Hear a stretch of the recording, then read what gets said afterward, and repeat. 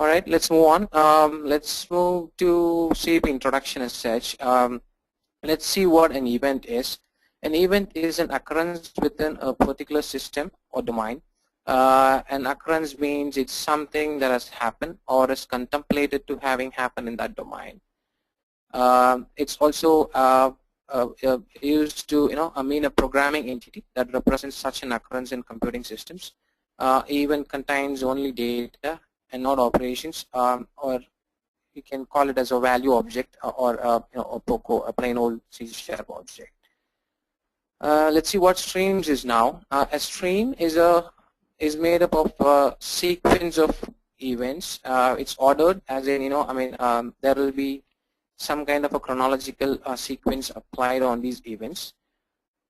It has temporal characteristics. What that means is the events within a stream are applicable only for a given time. In other words, they last only for a specific time.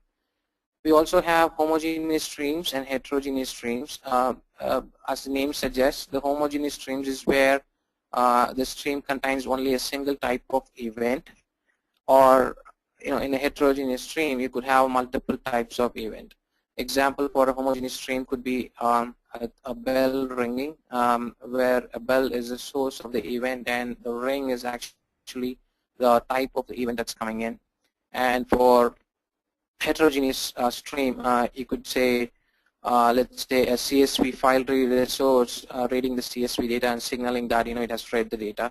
The event type could be based on the CSV schema, and hence it could be changing depending on the schema as such. Then let's see what event stream processing is.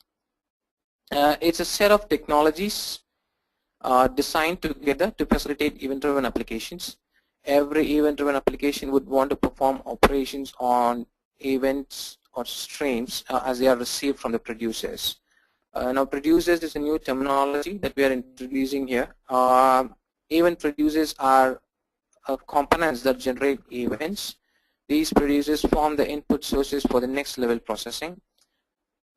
As part of the processing side, we would be, once you receive the event from the producer, you would want to do some kind of processing.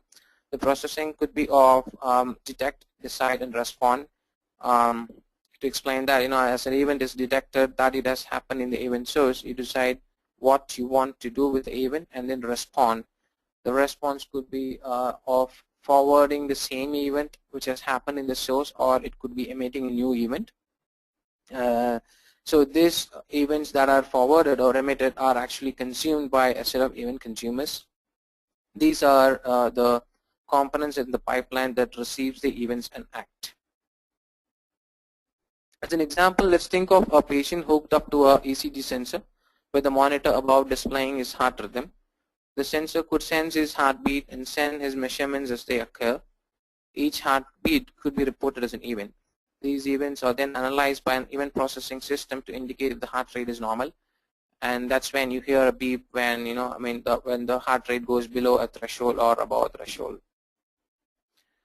Producers don't wait for responses. Think of a situation if the producer has to wait for a response. In the same ECG example, it would mean that for every heartbeat reported, the doctor has to acknowledge that he has received the event. That's not going to happen, right? So these events could happen at the rate of hundreds of thousands per second. Agreed that it could be minimal in ECG, but assume that there is consider an RFID sensor or an electricity meter ticking every reading. Then this could be happening at the rate of hundreds of thousands per second, right? So the response would relate to the action taken by the consumer, and as the producer is not aware, or the producer need not be aware of what this is going to be. Another reason is that number of such consumers is often unknown at the time when the producer starts producing the events or even designed or coded. Let's move on to database versus data